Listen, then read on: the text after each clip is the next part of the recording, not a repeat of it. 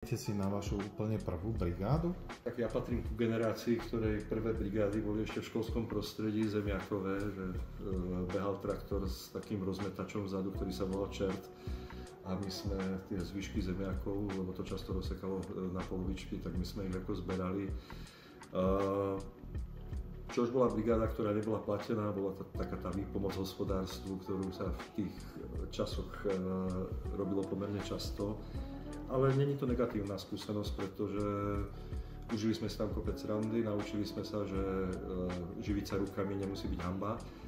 A myslím si, že ja tým, že som šiel od 14 na vojenskú školu, tak som veľa tých nejakých brigádnických možností zarobiť si niekde mimo nemal. Ale bolo to aj tou dobou, ja som študoval v 80 rokoch, takže tam nejaké privyrábanie si bolo skôr černota ako oficiálne.